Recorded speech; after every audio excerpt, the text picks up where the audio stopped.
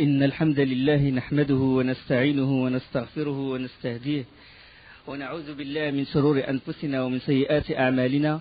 من يهده الله فلا مضل له ومن يضلل فلا هادي له وأشهد أن لا إله إلا الله وحده لا شريك له وأشهد أن محمدا عبده ورسوله. أما بعد فإن خير الكلام كلام الله وخير الهدي هدي محمد صلى الله عليه وسلم وشر الأمور محدثاتها وكل محدثة بدعة وكل بدعة ضلالة وكل ضلالة في النار. Nous sommes arrivés quand Allah subhanahu wa ta'ala ordonna le prophète sallallahu alayhi wa sallam d'émigrer vers Médine. Le prophète sallallahu alayhi wa sallam, il avait l'habitude de passer chez Abu Bakr radiyallahu anhu deux fois, soit le matin, soit le soir. Mais là, il passa chez Abu Bakr à une heure inhabituelle. Aïcha radiyallahu anha, elle rapporte que l'envoyé d'Allah, il ne manquait pas de nous rendre visite à l'une des deux pointes de la journée, soit le matin, soit le soir. Alors le jour où il reçut l'ordre d'émigrer, il vint nous voir à midi, une heure inhabituelle. À une heure inhabituelle, là, Abu Bakr, quand il a vu le prophète sallallahu alayhi wa sallam venir, il a compris que quelque chose d'important va se passer. Aïcha a dit, le prophète sallallahu alayhi wa sallam, il entra, Abu Bakr lui céda son lit, et il s'y assit, il s'y assit, et il n'y avait à la maison que Asma et que Aïcha. Il n'y avait que les deux filles de Abu Bakr dans la maison de Abu Bakr. Le prophète sallallahu alayhi wa sallam a dit à Abu Bakr, fais sortir le monde que tu as ici. Parce que l'affaire, il demande une discrétion totale. C'est une affaire très importante. Et quand il s'agit d'affaires importantes, on doit les faire discrètement. C'est la leçon à retenir. Fais sortir le monde que tu as ici. Et Abu Bakr l'a dit, ce ne sont que mes filles. Mes filles sont ta rançon, envoyé d'Allah. Et là, le prophète sallallahu alayhi wa sallam a dit à Abu Bakr, Allah m'a autorisé d'émigrer. Allah m'a autorisé d'émigrer. Et puis, Abu Bakr a dit, As-suhbatu ya Rasulallah, est-ce que je vais être avec toi, envoyé d'Allah? Et le prophète sallallahu alayhi wa sallam a répondu, As-suhbatu ya Abu Bakr. As-suhbatu ya Abu Bakr. Si, on va y aller tous les deux. Aïcha, il rapporte, il a dit, j'ai vu mon père pleurer, il a dit, je n'ai jamais vu quelqu'un pleurer de joie que le jour où j'ai vu Abu Bakr pleurer de joie. Je ne savais pas qu'il y ait des gens qui peuvent pleurer de joie jusqu'à ce que j'ai vu mon père pleurer de joie. Il était très réjoui par le fait qu'il va accompagner le guide de l'humanité à Médine. Là, ils sortirent par une fenêtre située à l'arrière de la maison. À l'arrière de la maison, où ils les attendirent, où deux chameaux les attendirent. Déjà, Abu Bakr a préparé le bagage, il a déjà préparé deux chameaux parce que le prophète déjà lui a dit, peut-être qu'il y aura, attends, il ne faut pas se précipiter, ne t'impatiente pas, peut-être que tu auras un compagnon. Et là, Abu Bakr a déjà préparé les montures. Ils sont sortis par la fenêtre et là, ils ont fait le voyage non pas à la direction du nord, mais en direction du sud. Et se dirigèrent vers le sud. Pourquoi? Parce que les Quraysh, ils savent que s'ils disparaissent, que si le prophète sallallahu alayhi wa sallam disparaît, ça veut dire qu'il va émigrer à Médine. Donc là, ils sont dirigés d'abord au sud pour que les Quraysh ne les découvrent pas. Abu Bakr avait Amir ibn Fuhayra. Il avait un berger, il avait un esclave qui l'a affranchi, un esclave qui est son berger, il s'occupait de ses moutons. Et alors il l'a engagé à le suivre avec le troupeau pour effacer les traces que laissent les chameaux. Les chameaux sont préparés et tout, et Abu Bakr a emmené Abdullah avec lui, et Amir ibn Fuhayra, il les a suivis pour enlever les traces, pour que les Quraysh ne les trouvent pas. Là, ils arrivèrent à une caverne rare. La caverne, elle s'appelle caverne de Thawr, rare ou Thawr. Et alors là, quand le prophète sallam a voulu rentrer dans le rare, dans la caverne, le prophète Abu Bakr lui a dit, attends, envoyé d'Allah. Il est rentré le premier, puis il a fouillé partout, on ne sait jamais s'il y a quelque chose. Et puis il y a beaucoup de trous, on sait qu'il y a des trous dans la caverne. Et il a commencé à faire rentrer son pied dans les trous de la caverne. On ne sait jamais s'il y a un scorpion ou un serpent qui le pique lui, qui ne pique pas le prophète sallallahu alayhi wa sallam. Là, ils passèrent la nuit à Ghar Thawr. Et le lendemain matin, les jeunes qui étaient aux aguets, c'est-à-dire à côté de la porte de la maison du prophète sallallahu alayhi wa sallam, ils attendaient toujours. Ils sont regroupés, et tous certains de n'avoir vu personne, alors que le prophète sallallahu alayhi wa sallam, il est sorti devant, c'est-à-dire il est sorti au milieu d'eux sans que eux ils l'aperçoivent. Et alors, ils étaient sûrs que le prophète sallallahu alayhi wa sallam n'est pas sorti.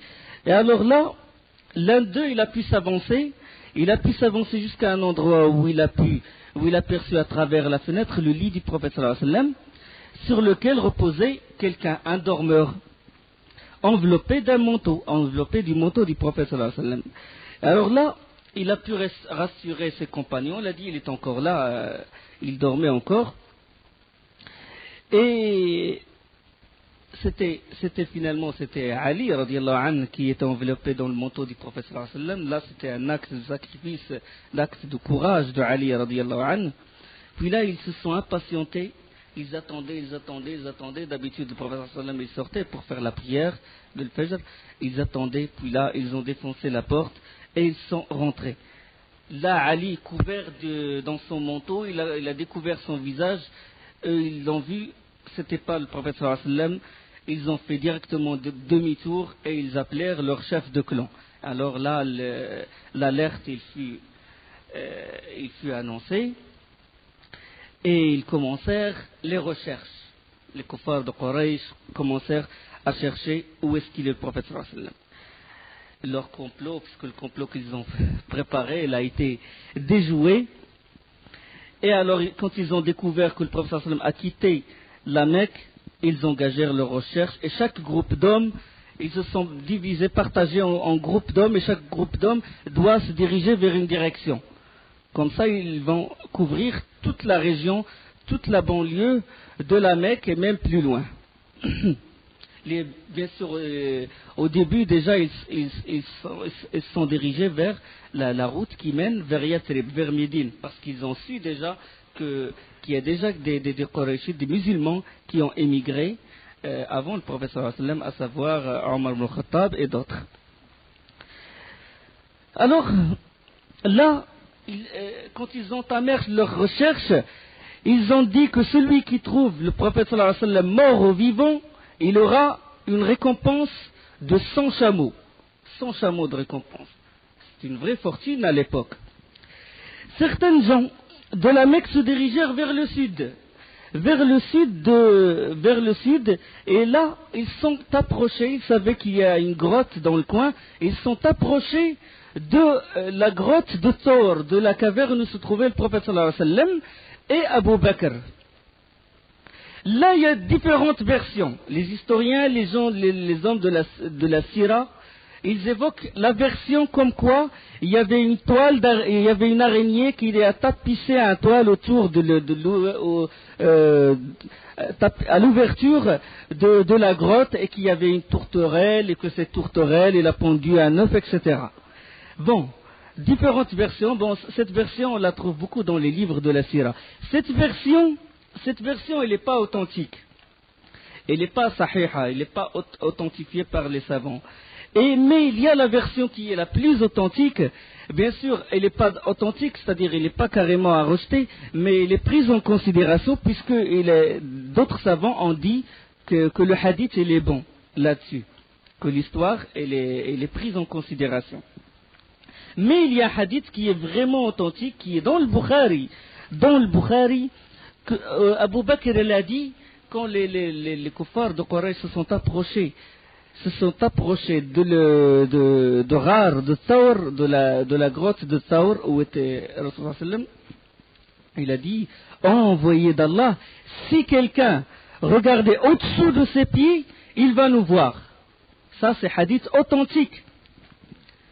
Il a dit, si quelqu'un regarde au-dessous de ses pieds, au-dessous, ils étaient tellement proches, le prophète sallallahu alayhi wa sallam et Abu Bakr, ils regardaient leurs pieds, ils regardaient les kuffars en train de marcher à côté de l'ouverture de la grotte. Et alors là, le prophète sallallahu alayhi wa sallam, il a répondu la réponse célèbre, Ya Abu Bakr, ma dhannuka bisnayn, Allahu thalithuhuma. Qu'en est-il selon toi, de deux, lorsqu'Allah est leur troisième? Ça veut dire qu'ils sont sous la protection d'Allah subhanahu wa ta'ala. Donc c'est ça finalement le miracle. Le miracle c'est le fait qu'ils sont venus précisément pour rentrer dans la grotte, mais personne n'a pensé, personne n'a eu l'idée de baisser, personne de voir au-dessous de ses pieds. C'est ça. Allah subhanahu wa ta'ala il a tourné leur cœur que ils étaient en train d'entamer des discussions entre eux, mais sans quelqu'un se donne à la peine de voir, de regarder l'ouverture de la grotte. C'est ça le miracle d'Allah subhanahu wa ta'ala. Mais même s'il y avait une toile d'araignée, parce que déjà ils avaient l'intention de rentrer dans la grotte, de voir ce qu'il y a dans la grotte. S'il y avait une toile d'araignée, ils pourraient les voir. Donc, c'était ça le miracle d'Allah subhanahu wa ta'ala. Ils étaient tous d'avis qu'il n'était pas nécessaire de regarder l'ouverture. Subhanallah, ajib. Et là, quand le prophète sallallahu alayhi wa sallam a dit Ma dhannuka bisnayn Allahu thalithuhuma, qu'en est-il selon toi de deux lorsqu'Allah est leur troisième? Allah subhanahu wa ta'ala il révéla à leur propos dans Surat Tawbah إلا تنصروه فقد نصره الله إذ أخرجه الذين كفروا ثاني اثنين إذ هما في الغار إذ يقول لصاحبه لا تحزن إن الله معنا ثم أنزل سكينته عليه وأيده بجنود لم تروها وجعل كلمة الذين كفروا السفلى وكلمة الله هي العليا.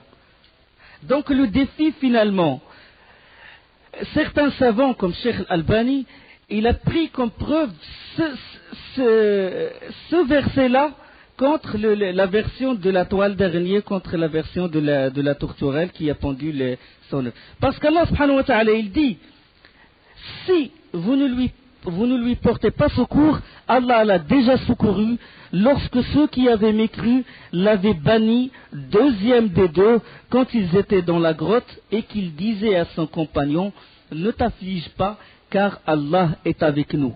Allah fit alors descendre sur lui sa sérénité, Sakina, et le conforta d'armées invisibles. Le savant, il a dit, les armées invisibles, ça veut dire les armées d'Allah. Mais alors la tourterelle et l'araignée, c'est une armée visible. C'est une armée visible. C'est des soldats visibles. Et il a pris comme preuve ce hadith-là contre la version de l'araignée. D'accord? Il a dit donc armée invisible d'Allah subhanahu wa ta'ala. Conviction totale du prophète sallallahu alayhi wa sallam qu'Allah il est avec lui, et courage aussi de Abu Bakr radiyallahu anhu, le grand mérite, le fait qu'il soit avec le prophète sallallahu alayhi wa sallam, qu'il soit le compagnon du prophète sallallahu alayhi wa sallam dans cette situation. Et tous les historiens, tous les savants, tous les ulama de hadith, ils étaient unanimes là-dessus, que c'est Abu Bakr qui était dans la grotte avec le prophète sallallahu alayhi wa sallam. Que signifie Allah est avec eux? Inna Allah ma'ana. Hein? Inna Allah la tahzan, ne t'afflige pas, car Allah est avec nous. Mais Allah, il n'est pas avec tout le monde. Allah est avec tout le monde. Allah, il est avec tout le monde. Mais quand il dit Allah est avec nous, ça veut dire quoi? Les ulama, ils appellent ça al-ma'iyya al-khassa, la présence spéciale. Allah, il est avec eux, ça veut dire une présence qui confirme le soutien, et une présence qui se manifeste par le soutien et par l'aide d'Allah subhanahu wa ta'ala. Donc c'est une présence spéciale, d'accord?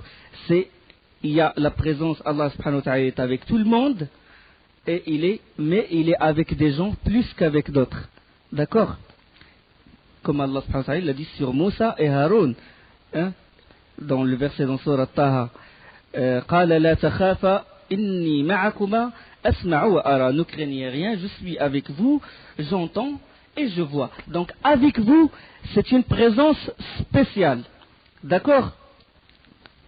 Comme par exemple, moi je suis avec vous, mais si par exemple il y a des gens, je suis avec eux plus que d'autres, ça se peut. Si tu aimes des personnes plus que d'autres, même s'ils sont dans un même endroit, tu es avec telle personne plus que d'autres personnes. Allah subhanahu wa ta'ala, il est avec Abu Bakr et avec le prophète sallallahu alayhi wa sallam, et Abu Bakr plus que d'autres. Donc c'est une présence, on l'appelle ça dans l'aqida, dans l'unicité des noms et des attributs, ma'iyya khassa. Donc Allah subhanahu wa ta'ala, il est au-dessus du trône, au-dessus des cieux, et en même temps avec nous. D'accord? Ibn Taymiyyah rahimahullah, il a dit qu'il n'y a pas de contradiction entre le fait qu'Allah subhanahu wa ta'ala, il est au-dessus des cieux et qu'il soit avec nous. Et il a donné un exemple concret. La lune, elle est au-dessus de nous et en même temps il est avec nous, il est avec n'importe qui, il est avec nous ici, avec d'autres personnes à des dizaines de kilomètres, à des milliers de kilomètres. Donc il n'y a aucune contradiction. Allah subhanahu wa ta'ala dit هو الذي خلق السماوات والأرض في 6 أيام ثم استوى على العرش يعلم ما يلج في الأرض وما يخرج منها وما ينزل من السماء وما يعرج فيها وهو معكم أينما كنتم. C'est lui qui a créé les cieux et la terre en 6 jours, puis il s'est établi sur le trône.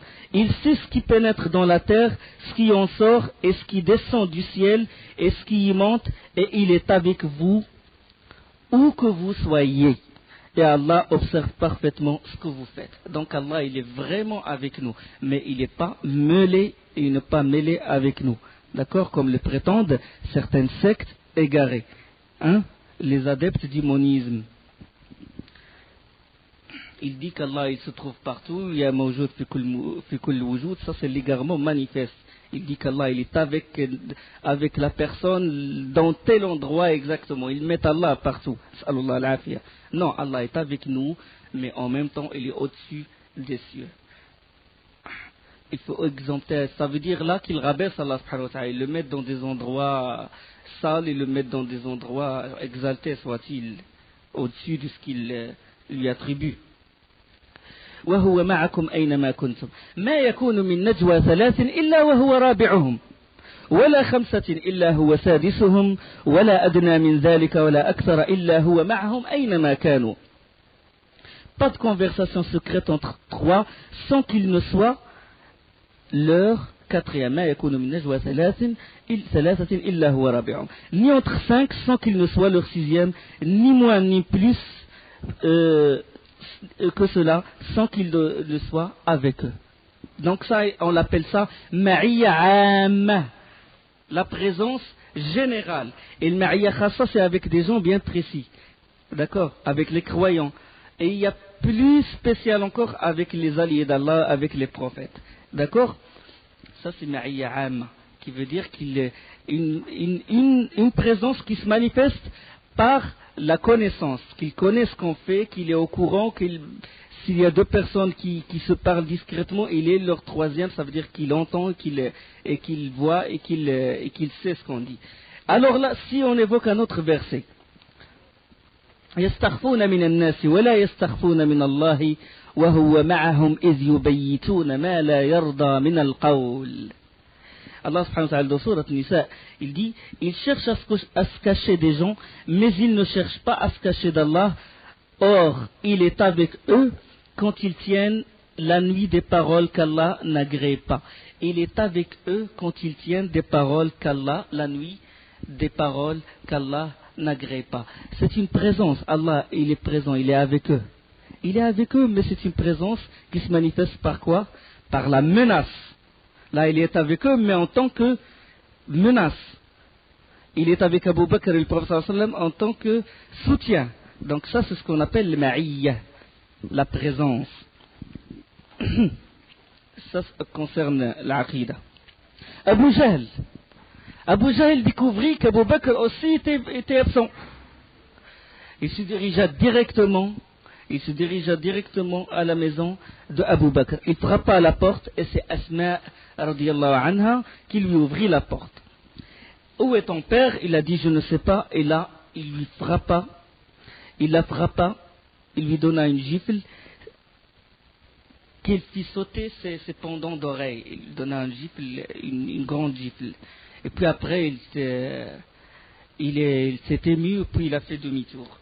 Après, c'était Abu Quhafa, le père de Abu Bakr, qui est venu. Abu Quhafa était aveugle. Et il est venu voir, il a su que son fils aussi est absent et qu'il a disparu. Et il est venu voir ce qui s'est passé. Il rentra à la maison de Abu Bakr et demanda à Asma, il a dit, où est ton père? Il a dit, je ne sais pas. Il a dit, vous a-t-il au moins laissé quelque chose? Vous a-t-il laissé quelque chose? Oh là là, votre père vous a affligé, il vous a rien laissé. Et alors là, Asma radiyallahu anha, il a pris un sac où il y a des cailloux, plein de cailloux. Il l'a posé à côté de Abu Quhafa, il lui a dit, si, il nous a laissé ceci. Puis il a commencé à toucher le sac, puis il a dit, bon, s'il vous a laissé ça, alors c'est vraiment suffisant. Mais rien, sincèrement, Abu Bakr n'a rien laissé à sa famille. Ma tarakta li ahlik, taraktu lahumullah wa rasulah. Le prophète sallam, quand il a dit, qu'est-ce que tu as laissé à ta famille? Il a dit, j'ai laissé Allah et son envoyé. 3 jours pendant lesquels Abdullah, le fils de Abu Bakr,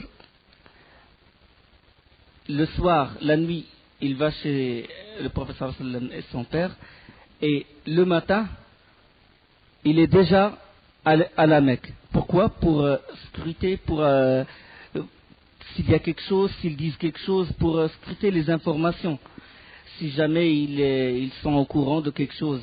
Et chaque matin, il est toujours présent à la Mecque. Et le soir, il rentre et il passe chez son père, et c'est chez le prophète sallam. Et Abu Fuhayra, lui, il se charge toujours d'enlever les traces avec le troupeau qu'elle a et d'approvisionner le prophète sallam et Abu Bakr de lait, de ce qu'il leur faut.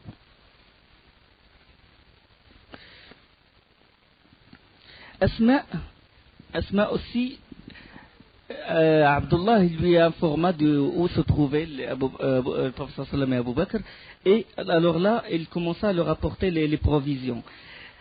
Il commença à leur apporter les provisions. Une fois, il avait un sac et puis il a mis toutes les provisions dedans, mais il a oublié sa corde. Alors il a pris sa ceinture et il l'a coupée en deux, dans le sens de la longueur, pour attacher le sac. Et c'est pour cela qu'on l'appelait Asma Zatun Nitaqayn, Asma, celle qui avait les 2 ceintures, Zatun Nitaqayn. La femme aux 2 ceintures. Donc ça, c'est pour évoquer le mérite de Asma radiyallahu anha.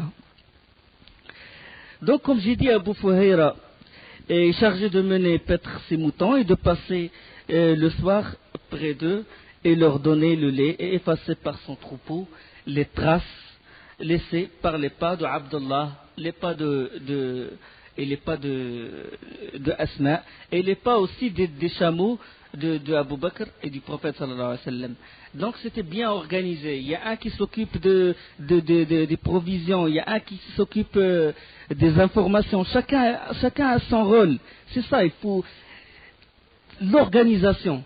C'était l'origine de la réussite. Regardez le prophète sallallahu alayhi wa sallam, qu'Allah a soutenu, qu'Allah a dit qu'il va le soutenir jusqu'à ce qu'il termine sa mission, et pourtant il fait les causes. Il fait les causes. Il ne s'est pas dirigé directement à Médine sans provision. Bon, j'ai la conviction totale, Allah il va me protéger. Comme le prétendent certaines personnes qui n'ont pas de grande connaissance de l'iman, dans Bab al-Qada ou al-Qadar, le destin et la prédestinée. Quand tu fais quelque chose, il faut que tu fasses les causes. Les causes, il faut toujours faire les causes. Alors de jeter les causes et de se diriger comme ça sans provision dans un désert, là c'est pas l'yaqin, là c'est pas la conviction en Allah. Allah il veut pas de cette conviction. Ça c'est tawakkul. Ça c'est de jeter tout. De jeter tout sur Allah sans rien faire. Mais Allah il veut de toi que tu fasses les causes. Bon, les consignes étaient appliquées à la lettre, comme j'ai dit. Et le troisième jour, l'ardeur des poursuivants se relâcha. Alors là, tout espoir de trouver le prophète sallallahu alayhi wa sallam commence à se dissiper. Et commence à se perdre. Et là, c'était une stratégie aussi. Qu'il soit caché dans la grotte 3 jours jusqu'à vraiment l'atmosphère se calma. Puis là, ils entamèrent leur émigration. Et alors le prophète sallallahu alayhi wa sallam et Abu Bakr sortirent de la caverne. Abu Fuhayra ramena les deux chameaux et ils quittèrent la vallée. Dans la route, ils passèrent à côté de la tribu de Jush'um. Ils n'ont pas pris la route habituelle, la route qui est prise d'habitude par les commerçants. Non, ils ont pris une autre route. Là, ils passèrent à côté d'une tribu. C'est une tribu qui s'appelle la tribu de Jush'um. Et il y avait parmi eux Suraqa ibn Malik. Suraqa ibn Malik, il était au courant que les Quraysh cherchaient le prophète sallallahu alayhi wa sallam et qu'ils ont donné pour ça ils ont proposé la récompense de son chameau à celui qu'ils trouvent. Le prophète sallallahu alayhi wa sallam et Abu Bakr passèrent à côté. Le groupe de cette tribu de Jush'um les a vus, puis ils ont dit peut-être que c'est ça, que c'est de là les gens que recherche Quraysh. Alors là, Suraqa leur a dit non, c'est des gens qu'on connaît, ces gens-là, on les connaît très bien. C'est pas Mohammed et c'est pas Abu Bakr. Mais lui, il a su que c'est eux. Mais il a voulu la récompense rien que pour lui. Et il est resté avec le groupe en train de discuter et tout pour ne pas tirer des soupçons. Et alors là, après un moment, il se leva, puis il rentra chez lui. Il a dit directement à son esclave de lui préparer son cheval et de le mettre derrière un monticule. Lui, il s'est habillé, il a pris les habits de la guerre, du combat et tout, il a pris sa lance, etc. Et puis, il est sorti de chez lui, mais par derrière. Et il se faufila jusqu'à son cheval.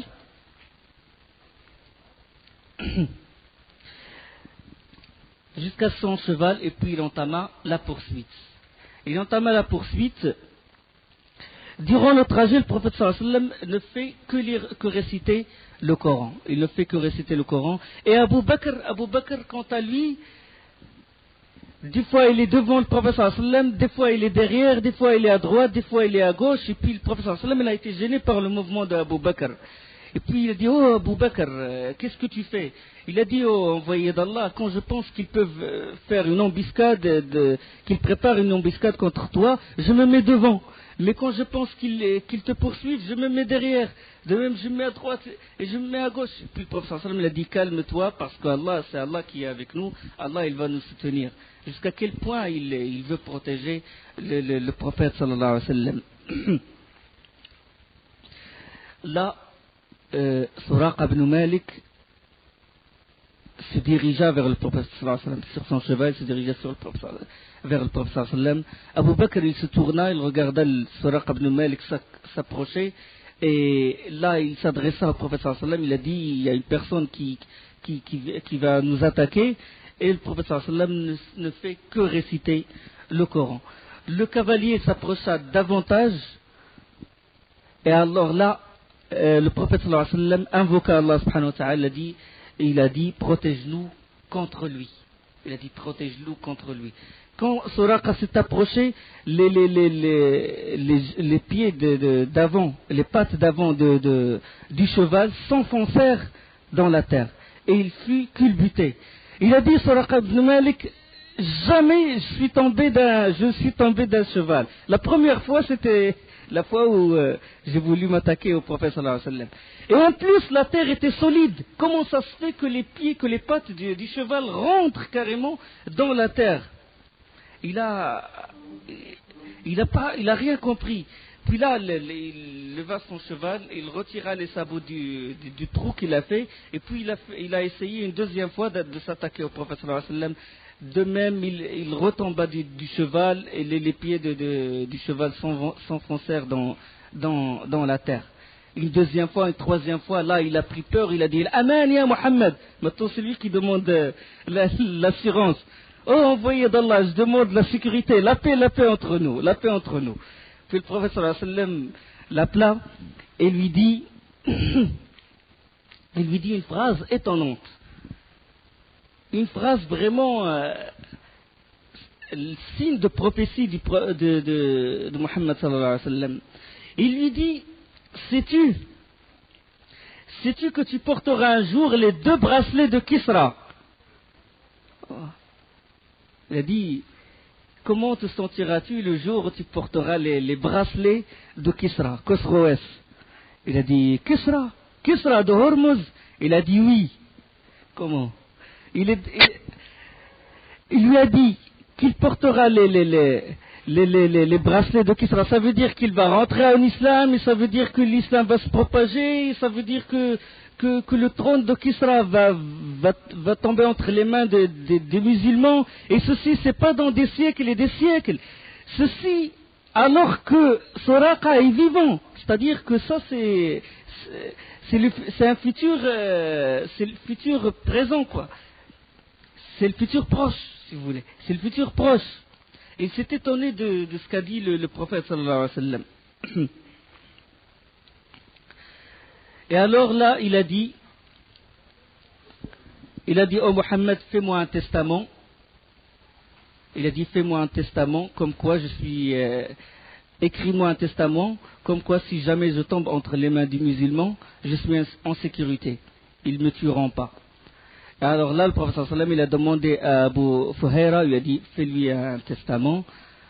Et Abu Fuhayra, il a sorti un feuillet ou un document en cuir, et il lui a écrit le pacte entre le prophète sallallahu alayhi wa sallam. Il a marqué le pacte entre le prophète sallallahu alayhi wa sallam et Suraqa ibn Malik. Mais le prophète sallallahu alayhi wa sallam lui proposa une chose. Il a dit, une seule condition, c'est que tu ne dis rien à Quraysh. Tu dis que tu ne nous as pas vus et que tu dis rien. Tu leur dis que tu leur montres pas, tu leur indiques pas l'endroit où nous sommes. Il a dit, promesse tenue. Suraqa retourna à la Mecque, et à toute personne qu'il rencontrait en chemin à la recherche du prophète sallallahu alayhi wa sallam, il disait, retourne, j'ai déjà cherché par là. À chaque fois qu'il rencontre quelqu'un, il dit, retourne, j'ai déjà cherché par ici, pour éloigner les gens de l'endroit où se trouve le prophète sallallahu alayhi wa sallam. Et plus tard à Taïf, c'est-à-dire après le Hijra, quand le prophète sallallahu alayhi wa sallam a conquis Taïf, la tribu de Taïf, Suraqa ibn Malik, il fut emprisonné. Et quand il fut emprisonné, il a dit aux musulmans, j'ai un pacte entre moi et votre prophète. Ils ont dit, quel pacte tu as? Tu n'as aucun pacte. Il a sorti le feuillet, le document, et puis ils l'ont ramené chez le prophète sallallahu alayhi wa sallam, et le prophète sallallahu alayhi wa sallam, il a dit, aujourd'hui c'est le jour de la fidélité et de la piété. Hada yawm wafa, hada yawm taqwa wa wafa. Et il l'a libéré. Mais plus tard, Plus tard, à l'époque de la khilafa de Omar ibn al-Khattab, radiyallahu anhu, Omar ibn al-Khattab, il a conquis la Perse. Kisra Anusharwan, il a fui le palais. Et le palais est tombé entre les mains des musulmans. La Perse est tombée entre les mains des musulmans. Tous les bijoux de Kisra, ils étaient le butin. Il était le ghanima, le butin des soldats musulmans. Et alors là, Omar ibn Khattab, il appela les gens. Il appela quand on ramassa le butin à côté de Omar ibn Khattab, il appela les gens, il a dit venez. Suraqa, où est-ce qu'il est Suraqa? Suraqa, il s'est converti à cette époque. Viens Suraqa. Puis il lui a donné les bracelets de Kisra. Il a dit mets ça dans ta main. Il a mis ça dans sa main. Il a dit lève ta main, montre ça à tout le monde. Montre ça. Et Suraqa ibn Malik, il a montré ça et il a dit marche entre les gens et dis-leur ce que t'as dit le prophète sallallahu alayhi wa sallam. Et Suraqa, en levant la main, il a dit le prophète sallallahu alayhi wa sallam, il m'a dit alors qu'il était pourchassé par les siens, alors qu'il était dans un état d'insécurité, alors qu'il n'avait aucun pouvoir, il m'a dit كيف أنت يا سراقة كيف أنت يا سراقة وبيدك سوار كسرى. Qu'en est-il? Comment vas-tu ressentir le jour où les bracelets de Kisra seront dans ta main? Et la prophétie du prophète sallallahu alayhi wa sallam s'est réalisée. Ajib. Il lui dit ça alors qu'il était en état d'insécurité, pourchassé, sa tête mise à prix. C'est ça le miracle, le vrai miracle du prophète sallallahu alayhi wa sallam. La caravane qu'Allah a protégée des poursuivants continua sa route vers Yathrib. Une route, comme j'ai dit, peu fréquentée et inhabituelle. Et alors là, c'est une route qui est du côté de Sahel, une route vers la côte de la mer Rouge. La côte de la mer Rouge, c'est une route inhabituelle. Là, ils se sont arrêtés à côté d'une tente. C'était la tente de Ma'bad. Ma'bad, c'est une bédouine.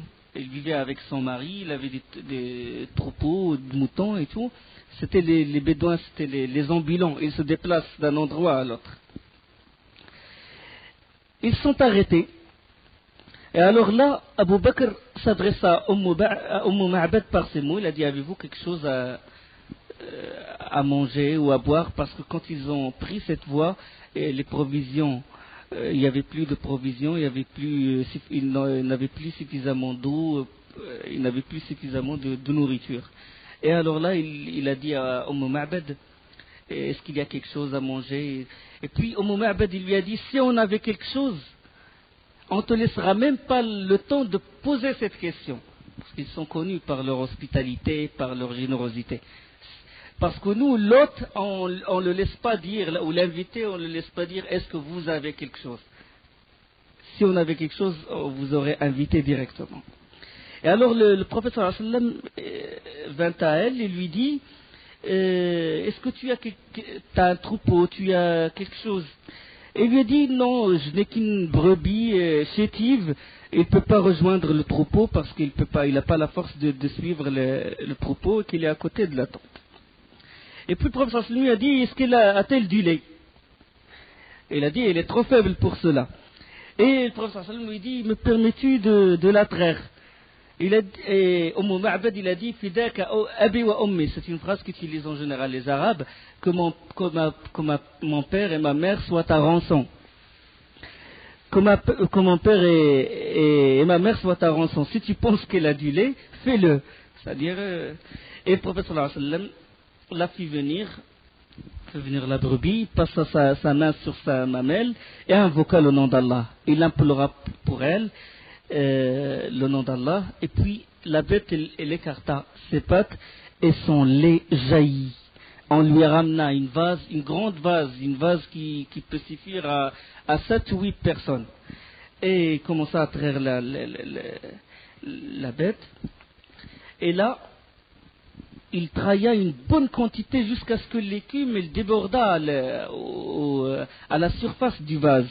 Et ils buvèrent, il a donné à Ma'bad, il a bu à satiété, Abu Bakr il a bu, le prophète sallallahu alayhi wa sallam il a bu, et parce que c'est le dernier, celui qui sert, c'est le dernier à boire. Le prophète sallallahu alayhi wa sallam, quand il leur a servi à boire le lait, il a dit Saq al-qawm akhiruhum.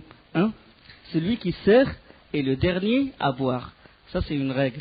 Celui qui donne aux gens à boire, il faut qu'il soit le dernier. C'est une sunna du prophète sallallahu alayhi wa sallam. Puis, il trailla de nouveau la bête jusqu'à remplir la vase. Et Ma'bad, quand il a vu ça, il embrassa l'islam. Il a fait le pacte d'allégeance avec le prophète sallallahu alayhi wa sallam et il embrassa l'islam. Et là, ils continuèrent leur route, le prophète sallallahu alayhi wa sallam et Abu Bakr. Peu de temps après, Abu Ma'bad est venu, le mari de Ma'bad. Il est venu avec son troupeau de moutons et tout, tous maigres, les pauvres et tout. Puis, quand il est rentré dans la tente, il a trouvé le vase plein de lait. Il a dit, d'où est-ce que tu as ramené ce lait? On est au plein désert, d'où est-ce que tu as ramené ce lait? Et puis, la bête qu'on a, il n'a pas une goutte de lait, il est pire que les autres. Et il a dit, Ma'bad, il a dit, il est venu une personne Moubarak, béni, Allah l'a béni. Il a suffi qu'il touche la mamelle de la brebis que le lait jaillit. Un homme d'une grande valeur et tout. Et puis, Abu Ma'bad, il a dit, décris-le-moi. Et là, et c'est pour ça que l'histoire de Ma'bad, elle est évoquée dans la majorité des livres de hadith, dans la majorité des livres de l'histoire. La majorité des historiens, ils évoquent le hadith de Ma'bad. Pourquoi? Parce que c'est une femme intelligente, habile, courageuse, mais pour une autre chose. Une autre chose. C'est quand Abu Ma'bad lui a demandé de décrire le prophète sallallahu alayhi wa sallam, il l'a décrit d'une façon, aucun compagnon du prophète sallallahu alayhi wa sallam, pourtant les compagnons ont vécu avec le prophète sallallahu alayhi wa sallam des années et des années, et ils n'ont pas réussi à le décrire comme l'a décrit Ma'bad. Pourtant il l'a vu une seule fois. Une seule fois. Il a décrit, ses yeux, sa marche, son comportement sont d'une façon, d'une finesse, d'une exactitude étonnante. Les expressions qu'il a utilisées sont dures à traduire. Pour chaque phrase, il faut vraiment, parce que c'est de l'arabe pur et il touche, et il le décrit avec une finesse et éloquence étonnante. Et là, Abu Ma'bad, quand il a entendu Ma'bad, il a dit, celui-là, par Allah, c'est l'homme que recherche Quraysh. C'est l'homme que recherche Quraysh. Il a dit, si je le trouve, je vais le suivre. Si je trouve cette personne, je vais le suivre et je vais embrasser sa religion. Alors, les nouvelles venues de la Mecque concernant la disparition du prophète sallallahu alayhi wa sallam étaient parvenues à Médine, c'est-à-dire que les Médinois étaient au courant que le prophète sallallahu alayhi wa sallam il a quitté la Mecque.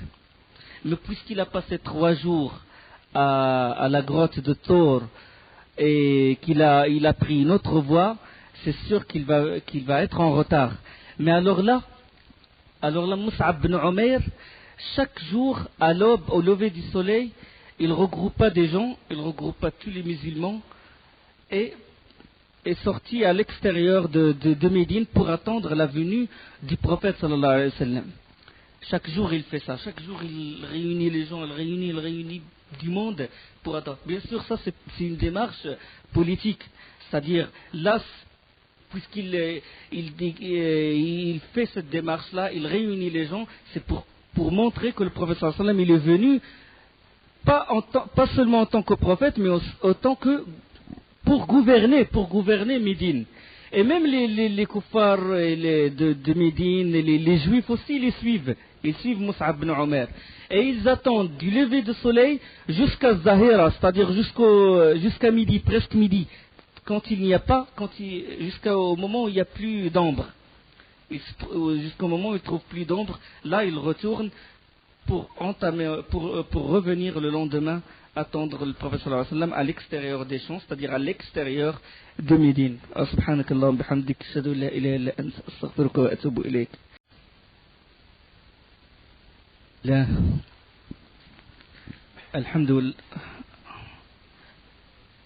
alhamdulillah wa salatu wa salam ala rasulillah. Wa ba'd, le lundi 12 Rabi' premier, ce jour-là,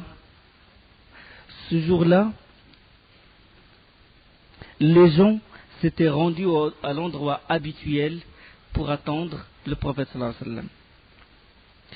C'est-à-dire au-delà des champs, dans la banlieue de Médine.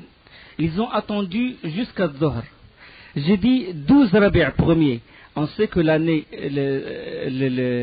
de l'Hégire, elle commence par quoi? Par Muharram. Mais Muharram, c'est Omar ibn Khattab qui a fait que Muharram soit le premier mois de l'année. Puisque Muharram, il est la fin de tous les piliers de l'islam, si vous voulez.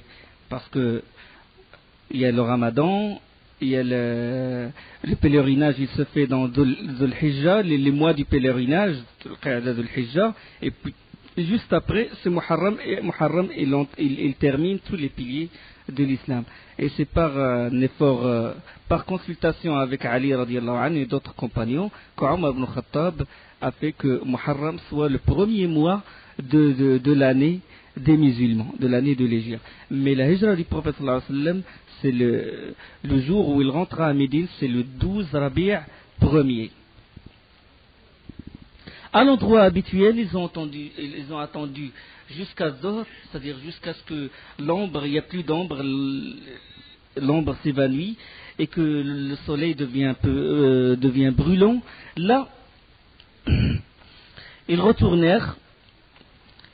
Et peu de temps, après leur retour, il y avait un juif sur un arbre, assis sur un arbre, que lui aussi il scrutait les lieux et il regardait. Et puis là, il a vu des silhouettes et puis il s'est écria, il a dit Ya Bani Qila, oh Bani Qila, Haza jiddukum qad jaa. Ya Bani Qila, oh Bani Qila, c'est-à-dire les deux tribus, Aws et Khazraj, ils ont une grande mère commune, elle s'appelle Qila. Et les juifs, ils n'aiment pas appeler les tribus par leur nom, Aws et Khazraj. Pour les rabaisser, ils disent Qila. Les fils de la grande mère qui s'appelle Qila. C'est un signe de mépris. Hada jiddukum qad jaa. Jid, ça veut dire chance. La chance, la bonne chance. Oh Bani Qila, votre chance est arrivée. Alors là, l'appel, il fut immédiatement entendu. Alors, hommes, femmes, enfants, ils sortirent précipitamment de leur maison. Et sur le toit des maisons, il y a des gens qui s'écriaient, les enfants aussi. Et ils accueillirent le prophète sallallahu alayhi wa sallam. On a entendu les enfants crier Allahu Akbar ja'a Rasulullah, Allahu Akbar ja'a Rasulullah, Allahu Akbar ja'a Muhammad. Et puis ils chantaient Tala al-Badru alayna min saniyati al-wada' wajab al-shukru alayna ma da'a lillahi da' ayyuha al-mab'uth fina ji'ta bil-amr al-muta' ji'ta sharrafta al-madina marhaban ya khayra da'. La pleine lune s'est élevée de la colline des adieux, etc. C'était un poème, il chantait un poème. Médine, honoré par ta venue, bienvenue au meilleur prêcheur.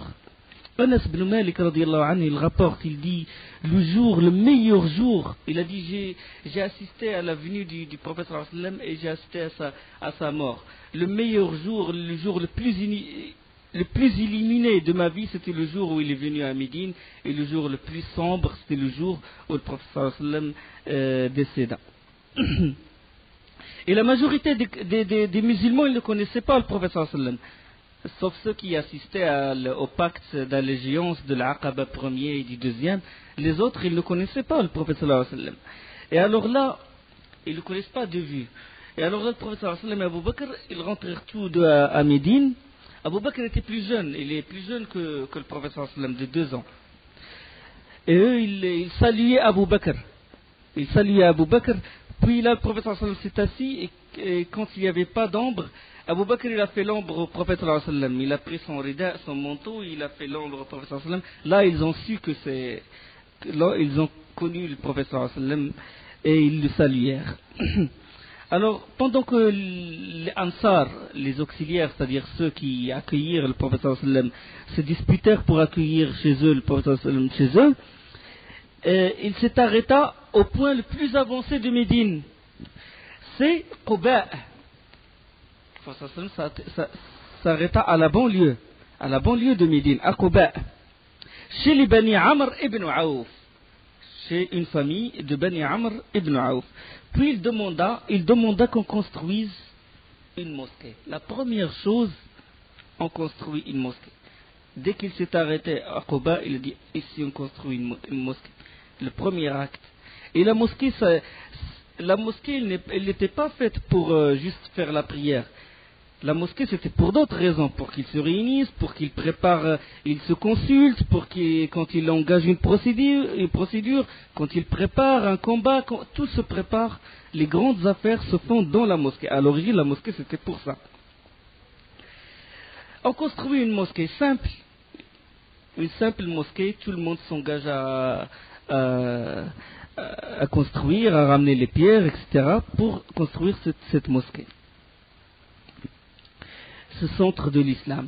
Et Allah subhanahu wa ta'ala, il parle à propos de la mosquée de Quba, il dit لمسجد أسس على التقوى من أول يوم أحق أن تقوم فيه رجال يحبون أن يتطهروا والله يحب المطهرين.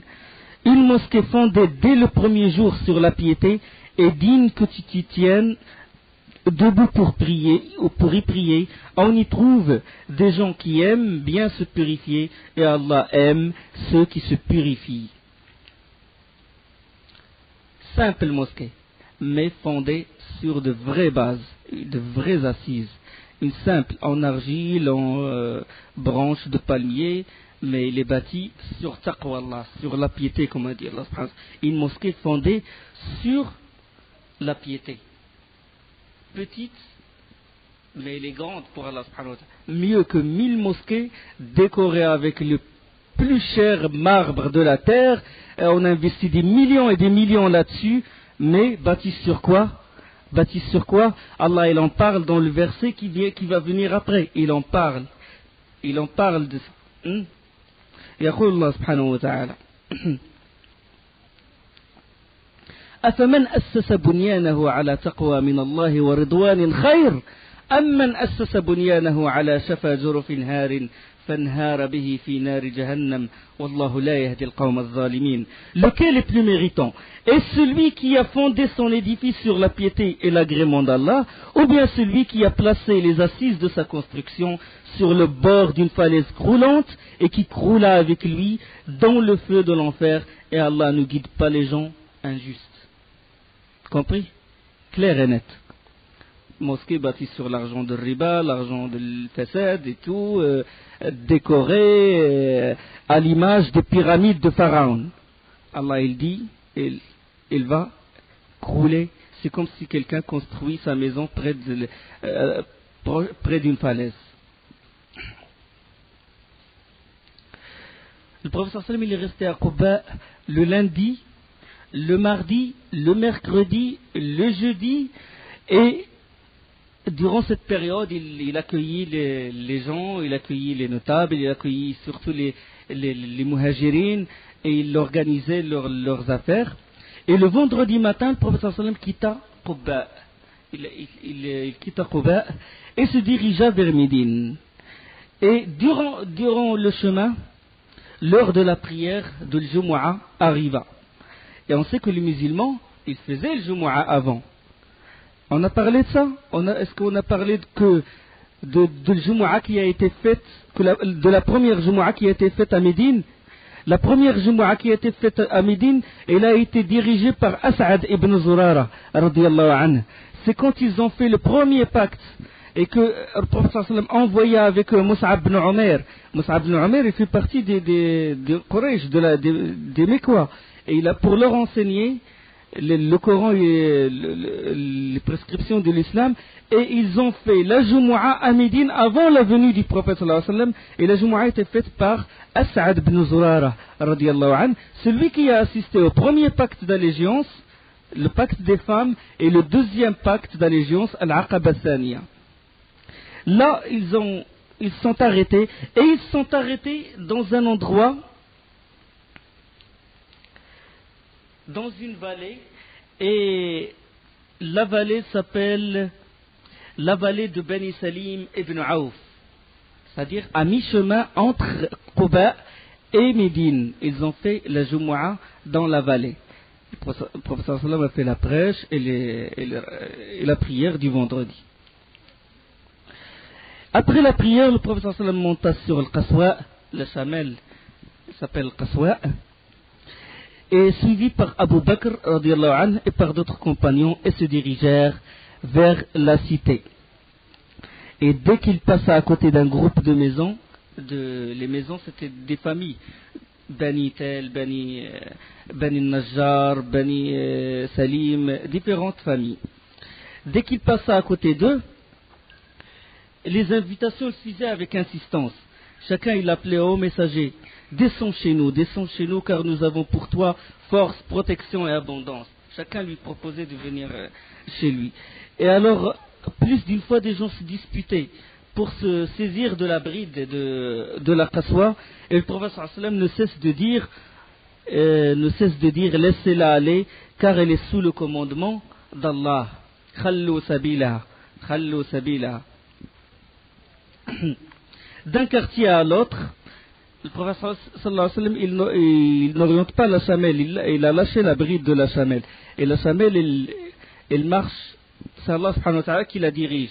Le prophète sallallahu alayhi wa sallam ne cesse de dire, laissez-la, ne lui barrez pas le chemin parce qu'elle est sous le commandement d'Allah. Alors là, la chamelle, elle emmena le prophète sallallahu alayhi wa sallam jusqu'aux maisons de Bani Malik, une branche de Bani Najjar, puis s'engagea dans une vaste cour. Dans une vaste cour qui appartient à 2 orphelins. Et il s'agenouilla. Il s'agenouilla dans cet endroit-là. Une vaste cour, il y a des palmiers, des murs entourés par des murs, et il s'agenouilla. Puis le prophète sallallahu alayhi wa sallam, il est resté sur la chamelle, et puis là, il se releva. Il se releva et il reprit sa marche d'un pas nonchalant, et puis il n'alla pas loin. Et puis il se retourna, puis s'arrêta, et revena au même endroit où il était. Le même endroit où il s'est agenouillé au début, il est revenu et il s'est ragenouillé. Et alors là, il regagna l'emplacement où il s'était. Il s'était arrêté la première fois, il s'agenouilla de nouveau et aplatit ce qu'on appelle son poitrail par terre. Et le prophète sallallahu alayhi wa sallam a dit, à qui appartient cette cour? À qui appartient cette cour? Ils lui ont dit, il appartient à deux orphelins sous la tutelle d'une personne, de Mu'adh ibn Afra. Alors on appela Mu'adh ibn Afra, et puis le prophète sallallahu alayhi wa sallam lui a dit, voulez-vous me vendre ce terrain? Mu'adh ibn Afra lui dit, il t'appartient déjà. Le prophète sallallahu alayhi wa sallam refusa, il a dit non, il faut fixer un prix. Ils fixèrent un prix, le prophète sallallahu alayhi wa sallam l'acheta. Et alors cette cour qui fut transformée en quoi? Et il fut transformé en la masjid al-Rasoul sallallahu alayhi wa sallam, la mosquée du prophète sallallahu alayhi wa sallam. C'était par la décision d'Allah. C'est Allah qui a commandé cette chamelle c'est Allah qui a voulu que cet endroit précis soit la mosquée d'Allah, la mosquée du prophète sallallahu alayhi wa sallam. Hein? L'une des meilleures mosquées. La meilleure mosquée après le masjid al-Haram.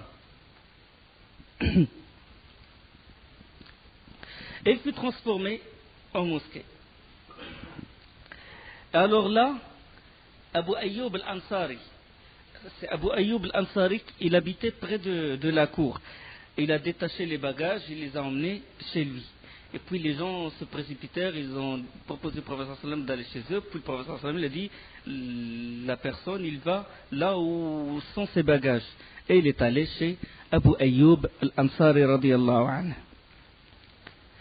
C'était l'hôte de Abu Ayyub. Le prophète sallam il se logea au début en bas, en bas, parce que Abu Ayoub, ils avaient une maison, il y avait le bas, puis l'étage en dessus. Il avait logé en bas de chez dans l'étage en bas, et puis Abu Ayoub avec sa famille dans l'étage au-dessus. Et puis Abu Ayoub, un jour, qu'il marchait dans l'étage au-dessus du prophète sallallahu alayhi wa sallam, il s'est rendu compte qu'il marchait au-dessus de sa tête. Il s'est dit, comment ça se fait que je marche au-dessus de la tête du prophète sallallahu alayhi wa sallam. Puis il est descendu directement vers le prophète sallallahu alayhi wa sallam, il lui a dit, non, je ne montrerai jamais quelque chose qui est au-dessus de toi. Et le prophète sallallahu alayhi wa sallam lui a dit, c'est plus commode que je sois en bas, parce que j'accueille les délégations et les gens et tout, ça ne va pas être facile que les gens ils montent et ils descendent. Et puis Abu Ayoub il a insisté, et le prophète sallallahu alayhi wa sallam il a dit non, il est commode que je reste en bas. Et puis Abu Ayoub il préparait les repas au prophète sallallahu alayhi wa sallam. Un jour il prépara un plat où il y avait de l'ail.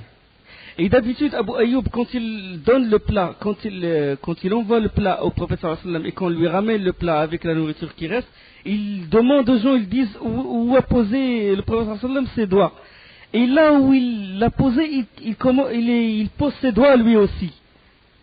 Il suit les traces des doigts du prophète sallallahu alayhi wa sallam. Jusqu'à quel point ils aimaient le prophète sallallahu alayhi wa sallam, jusqu'à quel point ils suivaient sa sunna, ils le suivent comme il faut. C'est ça l'amour du prophète sallallahu alayhi wa sallam, c'est en le suivant, pas en prétendant l'aimer et rejeter sa sunna, et rejeter sa hadith, et rejeter ce qu'il a dit.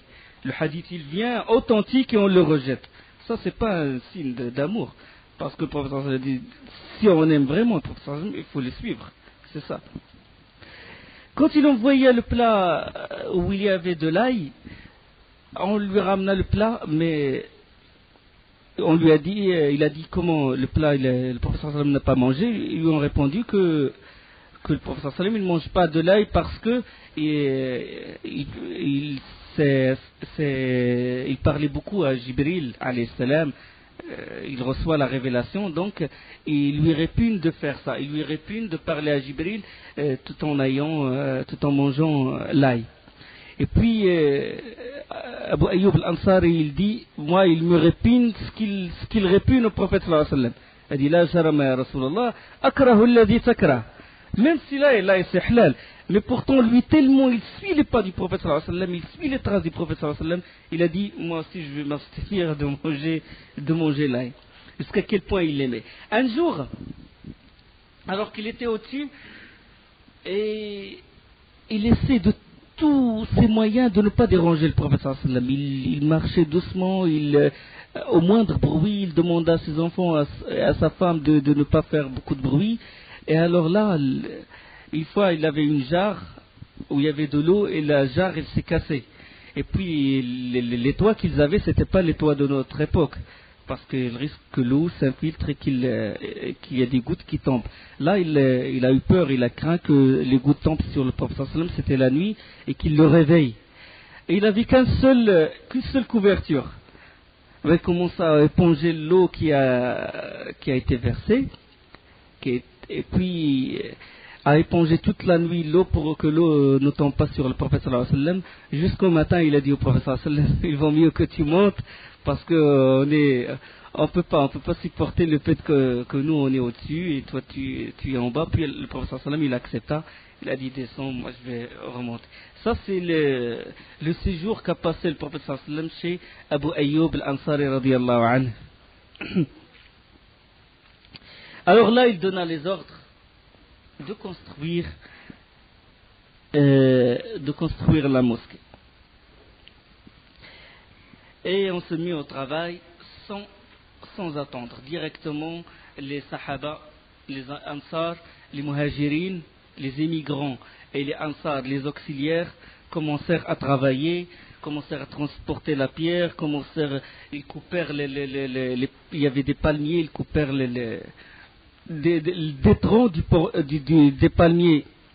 Ils ont utilisé, c'était des piliers pour la mosquée, c'était les colonnes de la mosquée. Le toit, c'était les branches, et les murs, c'est les briques, comme c'est rapporté dans le hadith de Bukhari. La mosquée du prophète sallallahu alayhi wa sallam, c'était comme ça.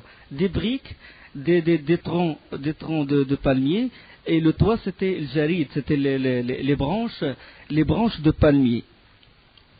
Les branches dépouillées de leurs feuilles. On appelle ça le jarid en arabe. Alors tous les musulmans, ils prirent part dans la construction.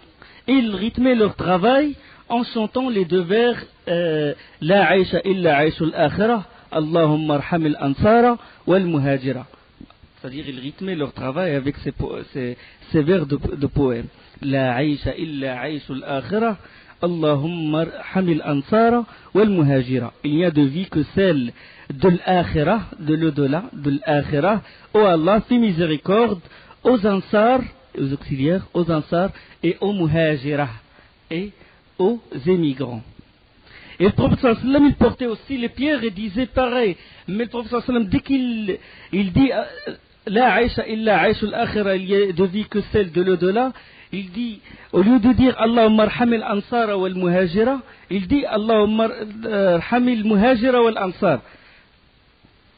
C'est-à-dire, il se trompe, il dit fais miséricorde aux muhajira et aux ansar.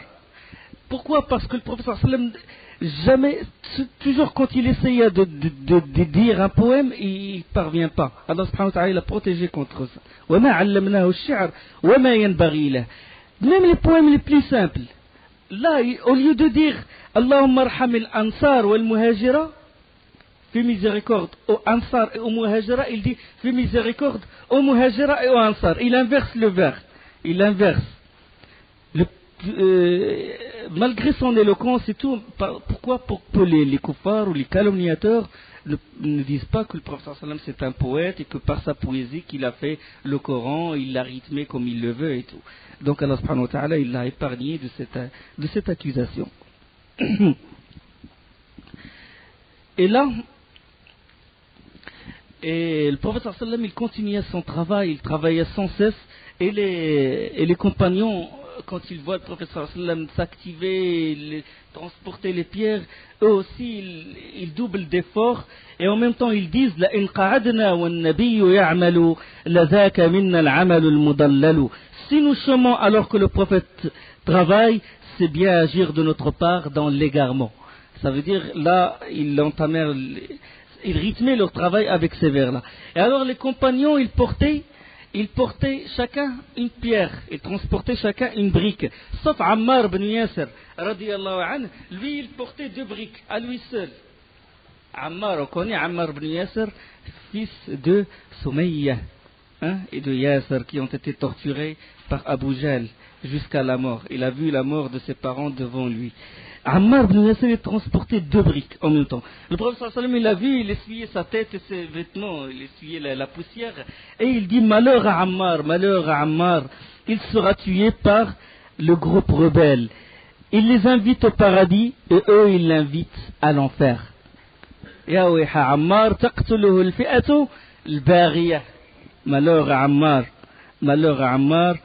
il sera tué par le groupe rebelle. Il les invite au paradis et eux l'invitent à l'enfer. Hadith authentique rapporté par l'imam al-Bukhari. En ce moment-là, c'est-à-dire en ce moment-là, il a dit ça. Mais cette prophétie ne s'est réalisée que 35 ans après, c'est-à-dire dans la bataille de Saffin, au cours du conflit entre entre Ali radiyallahu anhu, j'insiste, Ali radiyallahu anhu et Muawiyah radiyallahu anhu. D'accord? Donc le conflit qui a eu lieu, la bataille de Saffin, le conflit qui a eu lieu entre Ali radiyallahu anhu et Muawiyah radiyallahu anhu, et Ammar radiyallahu anhu, il fut tué durant cette bataille. Donc c'est une prophétie du prophète sallallahu alayhi wa sallam qui s'est réalisée encore. Alors là, le prophète sallallahu alayhi wa sallam, il envoya Zayd ibn Haritha. Zayd ibn Haritha, il vivait. On sait que Zayd ibn Haritha, il a vécu déjà chez Khadija radiyallahu anha, il a vécu dans la maison du prophète sallallahu alayhi wa sallam, jusqu'au point où on disait avant Zayd ibn Muhammad. Zayd ibn Mohammed, fils de Mohammed, jusqu'à ce que l'islam il abrogea l'adoption. Hein? C'est-à-dire, pas l'adoption, mais le fait de dire, de se prétendre être le père de quelqu'un alors que tu n'es pas son père. Il envoyait Zayd ibn Haritha.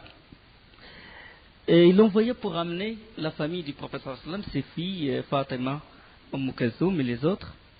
Et on ramena également la famille de Abu Bakr, Aïcha et Asma. Mais l'histoire de Abu Bakr et Aïcha, on va en parler après. Durant cette période se passa un événement. C'est la venue de Abdullah ibn Sallam. Abdullah ibn Sallam, c'était un grand savant juif, un des grands savants juifs. Dès qu'il a entendu parler du prophète sallallahu alayhi wa sallam, dès qu'on l'informa de la venue du prophète sallallahu alayhi wa sallam, lui il raconte lui-même le hadith, il a dit j'étais chez ma tante, et dès que j'ai entendu parler, dès qu'on m'informa la venue du prophète sallallahu alayhi wa sallam, je me suis écrié Allahu Akbar. Et puis sa tante lui a dit pourquoi tu t'es écrié comme ça? Est-ce que c'est Moussa qui est venu? Si jamais Moussa est venu, tu n'aurais même pas crié comme tu l'as fait. Il a dit, celui-là c'est le frère de Moussa. Mohammed et Moussa sont des frères. Lui c'est un prophète, Moussa est un prophète et Mohammed c'est un prophète. Et il lui a dit, est-ce que tu es sûr? Il a dit oui, tous les signes se trouvent dans la Torah. Et puis sa tante lui a demandé d'aller s'assurer davantage. Et il est allé voir le prophète sallallahu alayhi wa sallam, il lui posa certaines questions. Il lui demanda, il a vu le sceau de la prophétie, il lui posa des questions auxquelles aucun prophète ne peut répondre, et le prophète sallallahu alayhi wa sallam a répondu. Puis Abdullah ibn Sallam a prononcé le shahada, il a dit ashhadu an la ilaha illallah wa anna muhammadan rasulullah. Puis il dit, envoyé d'Allah, les juifs sont un peuple calomniateur. Demande-leur ce qu'ils pensent de moi. Invite-les et demande-leur ce qu'ils pensent de moi avant qu'ils ne sachent que je suis rentré en islam. Tu les appelles, tu leur dis qu'est-ce qu'ils pensent d'Abdullah. Et alors le prophète sallallahu alayhi wa sallam les convoqua et leur dit quel rang tient Abdullah chez vous? Ah, ils ont dit Abdullah ibn Sallam, ils ont dit il est notre maître et fils de notre maître. Répondirent-ils. Il est le plus érudit et le fils du plus érudit, le fils du plus érudit, le plus savant d'entre nous. Et alors là, le prophète sallam leur a dit, que diriez-vous s'il est entré dans l'islam? Ils ont dit qu'il soit protégé contre ceci. Impossible. Et le prophète sallam répéta la question et ils répondirent toujours par la négation. Alors là, Abdullah ibn Sallam, il surgit, sorti de sa cachette, il leur dit, peuple de juifs, craignez Allah, je jure par Allah l'unique que vous êtes convaincus de sa qualité de prophète. Et je témoigne, ashhadu an la ilaha illallah wa ashhadu anna Muhammadan abduhu wa rasuluh. Là, ils s'écrièrent, ils ont dit, tu es le mauvais, fils du mauvais. Directement, ils commençaient à l'insulter et le dénigrèrent. Et puis, Abdullah ibn Sallam, il a dit au prophète sallallahu alayhi wa sallam, c'est ce que je craignais d'ici. Voilà, c'est ce que je craignais, la chose que je craignais. Le hadith, il est rapporté par l'imam al-Bukhari. Puis là, l'étape suivante après la construction de la mosquée du prophète sallallahu alayhi wa sallam fut la fraternisation entre les muhajirines et les ansar. Alors là, pour resserrer davantage les liens de la communauté des croyants, le prophète sallallahu alayhi wa sallam institue à ce moment un pacte de fraternité entre les ansar et les muhajirines. Il a dit, vos frères, les immigrants, ils ont laissé leur maison, ils ont laissé leurs biens, leur famille, et ils sont venus ici. Et puis pour renforcer la fraternité, pour que chaque ansar, chaque auxiliaire héberge chez lui et aide son frère les migrants.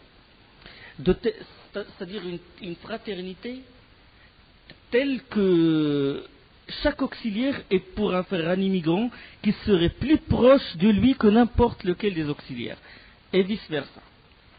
Une vraie fraternité au point que vraiment, si l'ansarit, l'auxiliaire, le compagnon meurt, son frère, les migrants, Il y avait même l'héritage entre les deux.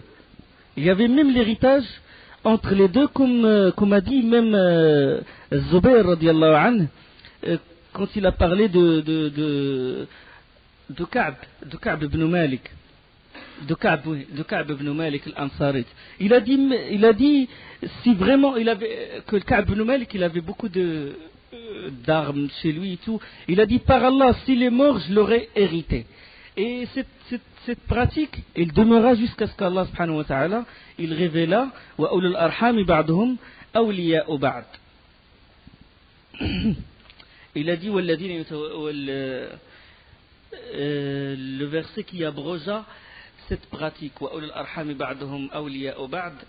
et il y a un autre verset dans Surat An-Nisa et nous avons désigné des héritiers pour ce que leur laissent leur père et mère et leurs proches parents. Nous avons désigné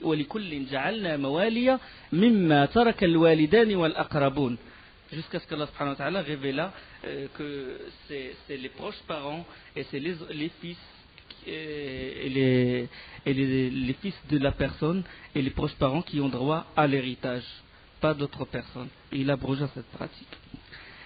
Allah subhanahu wa ta'ala il dit à propos de cette fraternité وَالَّذِينَ تَبَوَّأُوا الدَّارَ وَالْإِيمَانَ مِنْ قَبْلِهِمْ يُحِبُّونَ مَنْ هَاجَرَ إليهم ولا يجدون في صدورهم حاجة مما أوتوا ويؤثرون على أنفسهم ولو كان بهم خصاصة ومن يوق شح نفسه فأولئك هم المفلحون.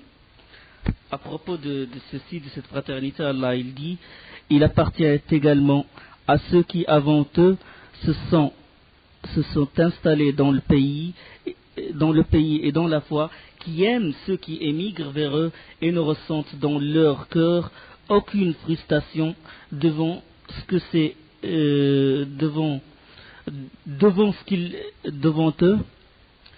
ces autres, et ils vont jusqu'à les préférer à eux-mêmes, c'est-à-dire et ils vont jusqu'à les préférer à eux-mêmes. وَمَنْ يُوقَ شُحَّ نَفْسِهِ فَأُولَئِكَ هُمُ الْمُفْلِحُونَ. Et quiconque se prémunit contre sa propre avarice ceux-là seront ceux qui réussissent. Abu Bakr radiallahu anhu était le frère de Kharija ibn Zuhayr et Omar ibn Khattab était le frère de Uthman ibn Malik et Uthman ibn Malik et Abdurrahman ibn Auf était le frère de Saad ibn Rabi'. L'histoire de Saad ibn Rabi' elle est connue dans le hadith rapporté par le Bukhari. Anas ibn Malik a dit que Abdurrahman ibn Auf est arrivé à Médine et le prophète sallam l'a fraternisé avec Saad ibn Rabi'. Et celui-ci lui proposa la moitié de ses biens. C'est-à-dire au point où il lui a dit j'ai deux femmes, laquelle tu préfères, je vais la divorcer et tu te maries avec elle. Et puis Abdurrahman ibn Auf radiyallahu anhu il a dit qu'Allah bénit ton argent et ta famille, montre-moi où se trouve le marché. Et c'est à partir de ça que le commerce, avec la confiance d'Allah, le commerce de Abdurrahman ibn Auf est devenu fructueux, il est devenu l'un des plus riches de Médine. Avec rien, il a commencé dans le marché, il a négocié des choses, et puis Allah subhanahu wa ta'ala, il a fructifié son commerce. Là, le prophète sallallahu alayhi wa sallam, après la construction de la mosquée et après la fraternisation entre les Ansar et les Muhajirin, il statua des lois. Maintenant, c'est lui qui gouverne, c'est lui qui dirige. Il statua des lois. Personne n'a le droit de conclure un pacte avec quelqu'un de l'extérieur de Médine, sauf lui, sallallahu alayhi wa sallam. Il n'appartient plus aux Juifs ni aux notables de conclure des pactes. Il faut l'accord du prophète sallallahu alayhi wa sallam. C'est lui qui gouverne et c'est lui l'homme le plus puissant. Et s'il survenait des divergences d'opinion, des litiges ou des conflits, l'affaire serait référée au prophète sallallahu alayhi wa sallam.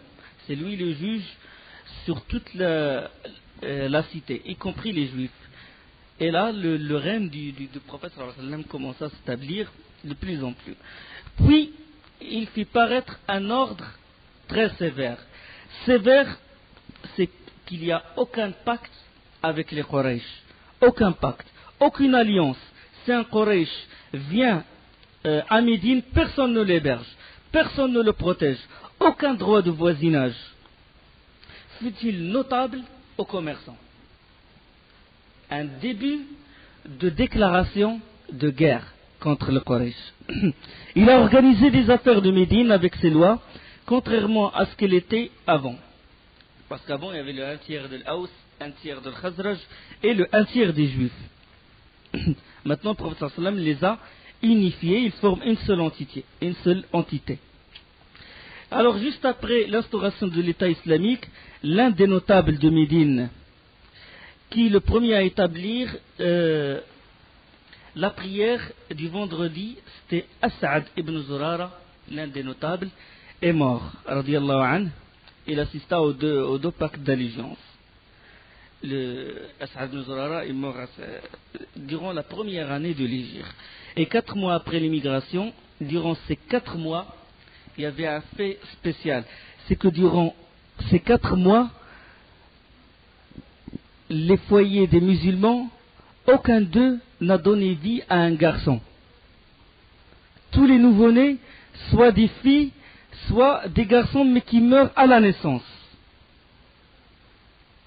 Médine, grande, il faut imaginer une ville qui ne donne pas naissance à un garçon pendant 4 mois. Et alors là, les Juifs, ils propagèrent la rumeur comme quoi ils ont ensorcelé les musulmans. Ils les ont ensorcelés, ça y est, la descendance des musulmans, elle va s'arrêter. Ils n'auront que des filles, il n'y aura plus de garçons. Et les gens commencèrent à croire à cette rumeur. 4 mois. Jusqu'à ce qu'est venue Asma radiyallahu anha. Elle est venue, il a émigré de la Mecque jusqu'à Médine alors qu'elle était enceinte. Asma, elle était mariée à Zubair ibn al-Awwam radiyallahu anhu, fils de Safiya, la tante du prophète sallallahu alayhi wa sallam. Bon, quand il rentra à Médine, déjà à Quba, il a donné naissance à un enfant. Il a donné naissance à Abdullah ibn Zubair, radiyallahu anhu. Et il était vivant. Et il l'envoya directement au prophète sallallahu alayhi wa sallam. Le prophète sallallahu alayhi wa sallam l'a mis dans son giron, et puis il a mâché des dattes, et puis il a mis les dattes dans la bouche de Abdullah ibn Zubair.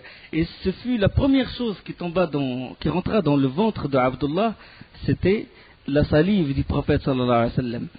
Et les Ansar et les Muhajirin, ils éclatèrent de joie. Ils ont pris Abdullah, ils l'ont mis sur leur tête, ils ont fait une manifestation à Médine. Et ils s'écrièrent Allahu Akbar pour défier les Juifs. Abdullah ibn Omar, radiyallahu anhu, il a dit j'ai assisté à la naissance d'Abdullah ibn Zubair. J'ai assisté à sa naissance. Et ceux qui ont dit, j'ai assisté à sa naissance et j'ai assisté à sa mise à mort, parce qu'il a été tué par l'armée de Al-Hajjaj ibn Yusuf. Al-Hajjaj ibn Yusuf. C'est l'armée de Al-Hajjaj ibn Yusuf qui a tué Abdullah ibn Zubair radiyallahu anhu.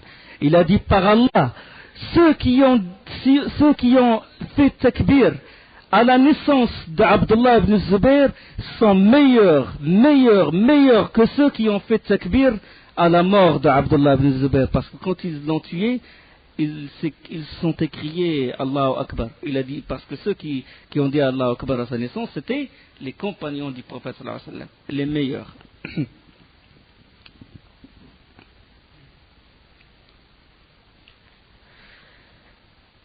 Le prophète sallallahu alayhi wa sallam, durant cette année, se maria avec Aïcha, radiyallahu anha, sa femme préférée. Al-Bukhari, il rapporte d'après un hadith de Amr ibn al-As, radiyallahu anhu, il a dit, j'ai demandé au prophète sallallahu alayhi wa sallam, laquelle de tes épouses aimes-tu le plus? Il a dit Aïcha.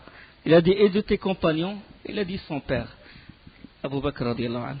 Donc la plus préférée des épouses du prophète sallallahu alayhi wa sallam, avec Khadija bien entendu, radiallahu anhuma. Durant cette année, le prophète sallallahu alayhi wa sallam, il reçut la révélation de quoi? De prolonger la salat, de prolonger la prière. La prière, il a passé par trois étapes. La première, c'est quand le prophète sallallahu alayhi wa sallam reçut Ya ayyuhal muzammil qumil layla illa qalila. Ô toi qui es couvert dans ton manteau, lève-toi pour prier une partie de la nuit. Hein? Ça, recommandation de Qiyam al-Layl. Les compagnons, ils avaient le choix sur la prière du jour. Mais certains savants, ils disent que Qiyam al-Layl, le fait de faire la prière de la nuit, était une obligation même pour obligation sur les compagnons du prophète sallallahu alayhi wa sallam. Donc ils ont fait Qiyam al-Layl avec le prophète sallallahu alayhi wa sallam. Jusqu'à voyage nocturne, quand le prophète sallallahu alayhi wa sallam est monté vers les 7 cieux jusqu'à le lotus, Sidrat al-Muntaha. Et là, il reçut l'ordre d'ordonner à sa communauté d'accomplir 5 salawats, al-Subh, al-Zuhr, al-Asr, al-Maghrib ou al-Isha. Mais ils étaient de 2, c'est-à-dire Subh il était 2, comme d'habitude, al-Zuhr 2, pas 4, 2, al-Asr 2, al-Maghrib 3, et l'Isha 2. C'était comme ça.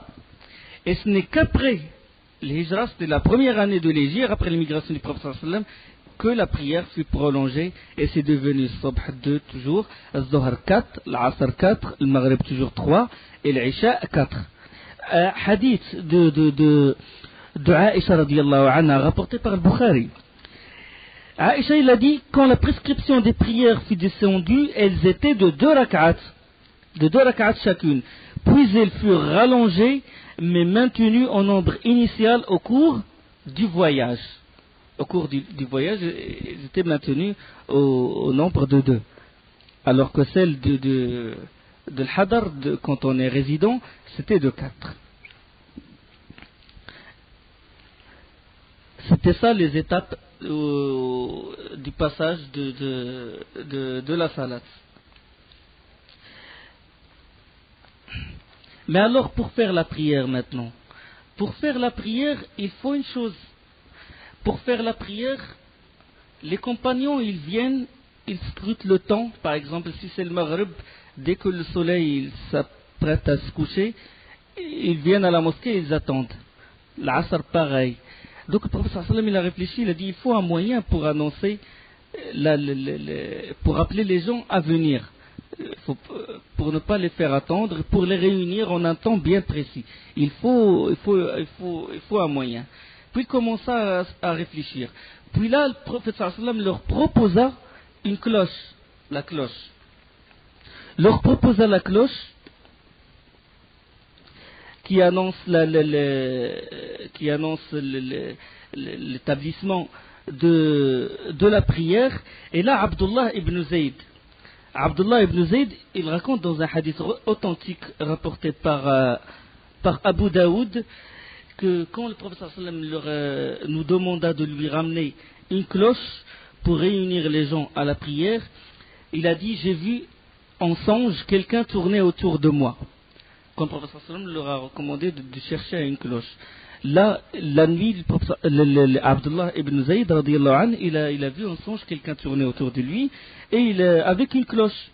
Et il lui a dit oh tel, me vends-tu cette cloche? Il a dit pourquoi faire? Il a dit pour appeler à la prière. Il a dit veux-tu que je t'indique un meilleur moyen? Tu diras comme ça, dans le hadith comme il est, tu diras Allahu Akbar, Allahu Akbar, Allahu Akbar, Allahu Akbar, Ashhadu an la ilaha illallah, Ashhadu an la ilaha illallah, Ashhadu anna Muhammadan Rasulullah, Ashhadu anna Muhammadan Rasulullah, Hayya ala salati, Hayya ala salah, Hayya ala al-falah, Hayya ala al-falah, Allahu Akbar, la ilaha illallah. Textuellement, le texte comme rapporté dans le hadith authentique de Abu Daoud, selon Abdullah ibn Zayd radiyallahu anhu. il recula. Quand il lui a appris cet appel, la personne, dans le rêve toujours, il recula, et puis il lui a dit, je vais t'annoncer comment établir, quand la prière commence, qu'est-ce que tu vas dire, c'est-à-dire al-iqama. Et puis il a récité, il a dit Allahu Akbar, Ashhadu an la ilaha illallah, Ashhadu anna Muhammadan Rasulullah, Hayya ala as-salah, Hayya ala al-falah, Qad qamatis salah, Qad qamatis salah, Allahu Akbar, La ilaha illallah. Il a vu ça en rêve. Comme le matin,